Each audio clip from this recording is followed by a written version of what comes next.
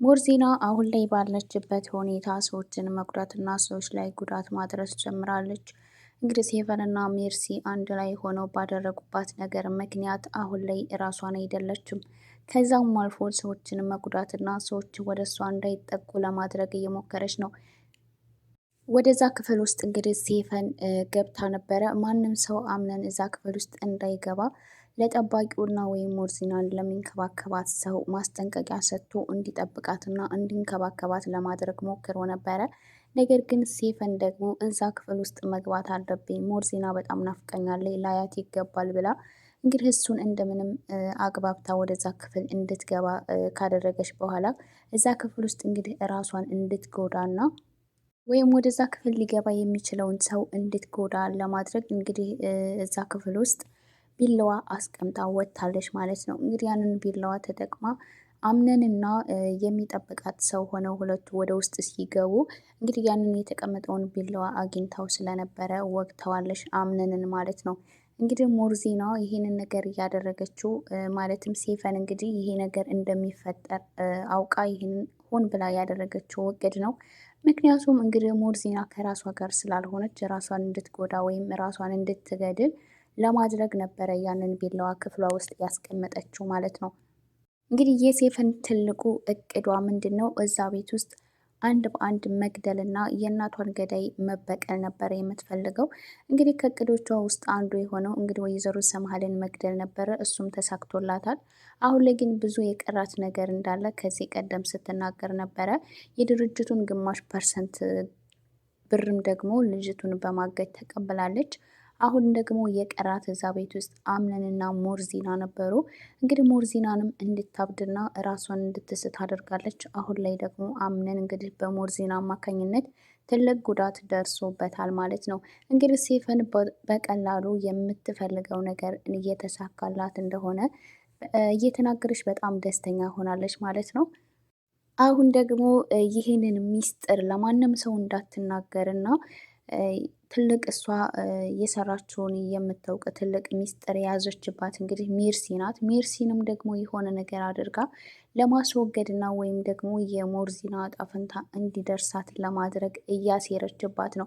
እንግዲህ ከሙስጠፋ ጋር ሆና ይህንን ስራ ደግሞ እንደሚሰሩትም እየተስማሙና እየተነጋገሩ ነበረ። እንግዲህ ሙስጠፋን በራሱ እንግዲህ እዛ ቤት በአጋጣሚ ቢገባም ግን የራሱን ስራ እየሰራ ይገኛል። እንግዲህ ከጄሪ 500,000 ብር በመቀበል እንደዚሁም አሁንም ቢሆን አንቺን አፈቅርሻለሁ ከኔ ጋር እንድትሆኝና ጊዜ እንድታሳልፍ ይፈልጋለሁ ብሎ እንግዲህ ጄሪን በቀድሞ ሚስጥሮቿ በማስፈራራት ብዙ ነገር እያደረጋት እና ትልቅ ጭንቀት ውስጥ እንድትገባ እያደረጋት ነው ማለት ነው። በቪዲዮ ላይ እንዳያችሁትም ደግሞ ጄሪና ሙስጠፋ አብረው አድረዋል ማለት ነው። እንግዲህ ሙስጠፋ ጄሪ ባትፈልግም አስገድዷት አብረው እንድትተኛ አድርጓታል ማለት ነው። ጄሪ ይሄ ነገር በጣም አስጨንቋታል። እንግዲህ በተኛችበት ሰዓት እያስታወሰች በጣም እየተጨናነቀች ነበረ።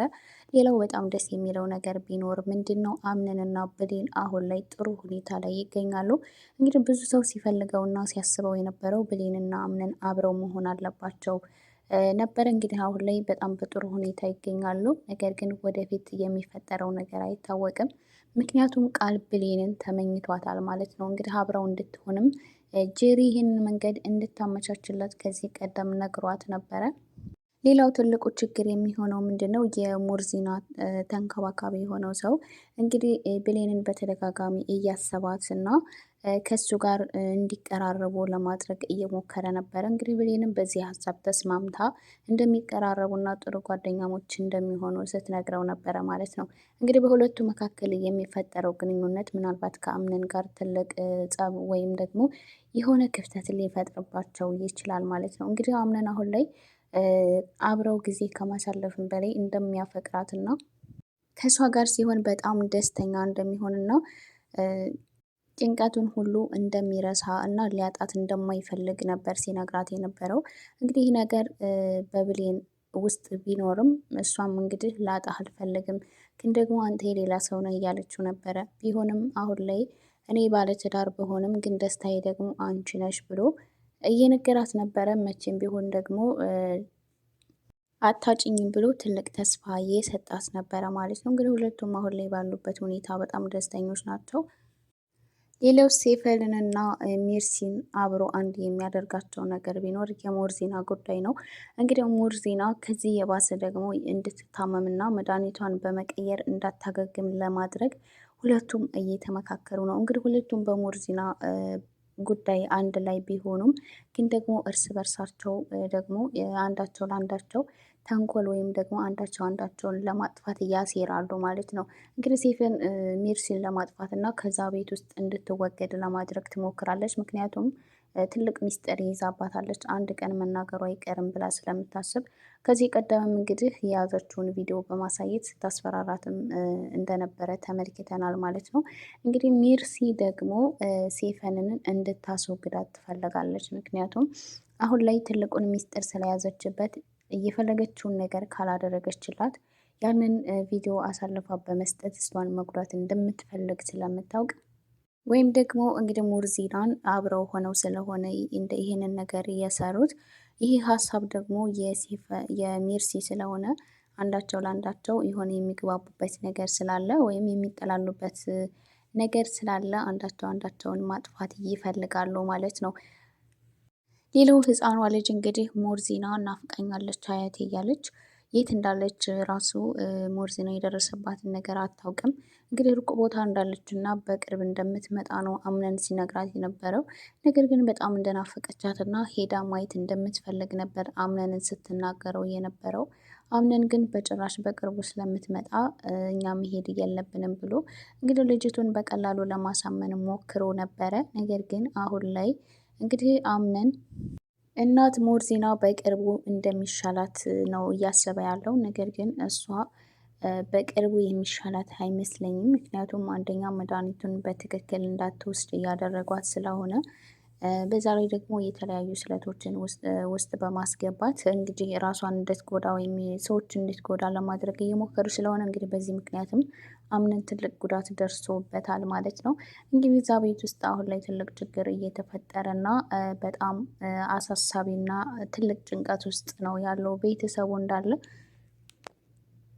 እንግዲህ ምናልባት ይሄ ነገር የሆነ ጥርጣሬ ሊከታቸው ወይም ደግሞ የሆነ ነገር ሊያመለክታቸው ይችላል። እንግዲህ አምነን አሁን በከፍተኛ ሁኔታ ቢሆንም ነገር ግን ይሄንን ቢላዋ እንዴት አገኘችው? ማን ነው እዛ ክፍል ውስጥ ሊያስገባው የሚችለው?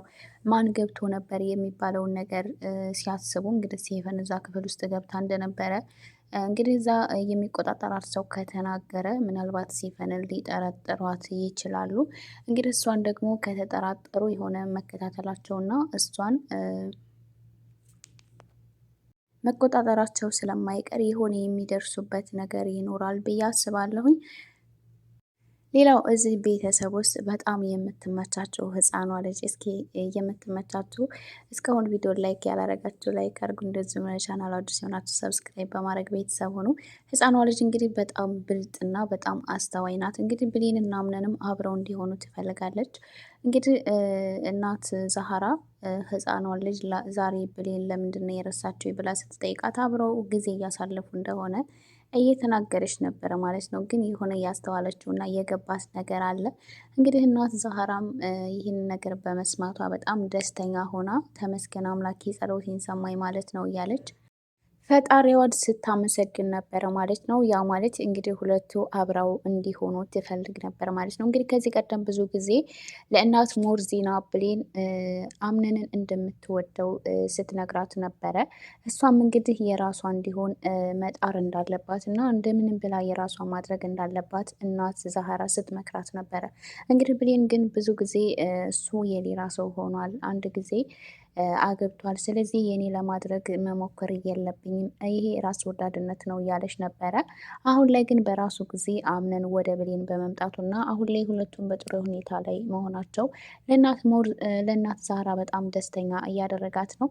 እንግዲህ እናት ዛህራና እናት ሶሊያና ደግሞ ሁለቱ በጣም ደስ የሚሉ ጓደኛሞች ናቸው። እንግዲህ ብዙውን እድሜያቸውን በሰራተኝነት እንዳሳለፉና አሁን ላይ ግን ልክ የቤት እመቤት መሆን እንደሚፈልጉ ሁለቱም ሲነጋገሩ ነበረ።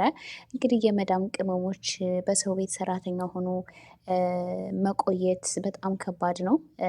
የራሳችን ህይወት የራሳችን የምንለው ነገር እንዲኖረን እንመኛለን ሁላችንም። እንግዲህ እነሱም እየተመኙት የነበረው ነገር ያ ነው። እንግዲህ ቁጭ ብለው ሰውን ማዘዝ እንደዚሁም ደግሞ በቃ ከእንቅልፋቸው ሲነሱ ምንም አይነት ህዝ ሳይኖርባቸው የተዘጋጀ ነገር ላይ እንዲያርፉ ሲመኙ ነበረ። ይህም ደግሞ አንድ ቀን እንደሚሆንላቸው እና እንደሚሳካላቸው ተስፋ እያደረጉ ነበረ ማለት ነው። እንግዲህ ሁለቱም በጣም ደስ የሚሉ ጓደኛሞች ናቸው። እንግዲህ የእናት ሞርዚናን የሚንከባከባት ልጅ ደግሞ የእናት ሶሊያና ልጅ እንደሆነ እንግዲህ እሱም እዛ ቤት የገባው እናት ሞርዚናን ለመከታተል እና ለመንከባከብ ሲሆን እንግዲህ እዚህ ጥሩ ቤተሰብ እንደተገናኘና እሱም ደግሞ ሰርቶ ጥሩ ደረጃ ላይ ደርሶ እናቱን እንደሚያኮራትም ሲነግራት ነበረ።